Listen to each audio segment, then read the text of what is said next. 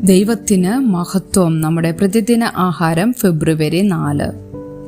എന്താണ് നിങ്ങളുടെ പേര്? നവോമി എന്നല്ല, മാറ എന്ന് എന്നെ വിളിപ്പീൻ. സർവശക്തൻ എന്നോട് ഏറ്റവും കയ്പായുള്ളത് പ്രവർത്തിച്ചിരിക്കുന്നു. റൂത്തിന്റെ പുസ്തകം 1-ാം അധ്യായം 20-ാം വാക്യം. ആദ്യ ഭർത്താവ് മരിച്ചതോടെ ജീന വീണ്ടും വിവാഹം കഴിച്ചു. അവളുടെ പുതിയ ഭർത്താവിൻ്റെ മക്കൾ ഒരിക്കലും അവളെ സ്വീകരിച്ചില്ല. ഇപ്പോൾ അവനും മരിച്ചതിനാൽ അവൾ അവരുടെ വീട്ടിൽ താമസിക്കുന്നതിനെ അവർ വെറുക്കുന്നു. അവളുടെ ഭർത്താവ് അവൾക്കായി ഒരു നല്ല തുക കരുതി വച്ചിരുന്നു. എന്നാൽ അവൾ അവരുടെ അനന്തരാവകാശം മോഷ്ടിക്കുകയാണെന്ന് അവർ പറയുന്നു. ജീന നിരുത്സാഹപ്പെട്ടിരിക്കുന്നു. അവളുടെ ജീവിതം കയ്പായി തീർന്നിരിക്കുന്നു. നവോമിയുടെ ഭർത്താവ് കുടുംബത്തെ മോവാബിലേക്ക് കൊണ്ടുവന്നു. അവിടെ അവനും അവരുടെ 2 ആൺമക്കളും മരിച്ചു.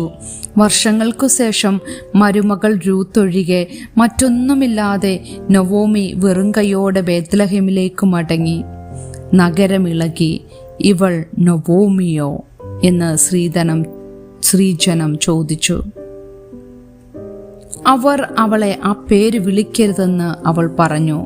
അതിനർത്ഥം സന്തോഷവതി എന്നാണ്. എന്നാൽ കയ്പുള്ള എന്നർത്ഥം വരുന്ന മാറ എന്ന് തന്നെ വിളിക്കാൻ അവൾ പറഞ്ഞു. കാരണം നിറഞ്ഞവളായി ഞാൻ പോയി, ഒഴിഞ്ഞവളായി യഹോവ എന്നെ മടക്കി വരുത്തിയിരിക്കുന്നു. നിങ്ങളുടെ പേരും ഇതുപോലെ കയ്പേറിയതാകുവാൻ സാധ്യതയുണ്ടോ? സുഹൃത്തുക്കൾ, കുടുംബാംഗങ്ങൾ അല്ലെങ്കിൽ ആരോഗ്യം എന്നിവ ക്ഷയിക്കുന്നതിനാൽ നിങ്ങൾ നിരാശരാണോ?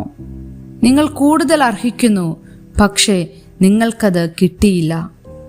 ഇപ്പോൾ നിങ്ങൾ കയ്പേറിയ അവസ്ഥയിലായിരിക്കുന്നു. നവോമി കയ്പോടെ ബേത്ലഹേമിൽ തിരിച്ചെത്തി. എങ്കിലും അവൾ മടങ്ങി വന്ന് നിങ്ങൾക്കും ഭവനത്തിലേക്ക് മടങ്ങി വരാം. റൂത്തിന്റെ സന്തതിയായി ബേത്ലഹേമിൽ ജനിച്ച യേശുവിന്റെ അടുക്കൽ വരിക. യേശുവിന്റെ സ്നേഹത്തിൽ വിശ്രമിക്കുക. കാലക്രമേണ ദൈവം തന്റെ പൂർണ്ണമായ പദ്ധതിയുടെ സന്തോഷകരമായ നിവർത്തിയിലൂടെ നവോമിയുടെ കയ്പിനെ മാറ്റി സ്ഥാപിച്ചു. നിങ്ങളുടെ കയ്പിനെ സന്തോഷമാക്കി മാറ്റാൻ ദൈവത്തിന് കഴിയും.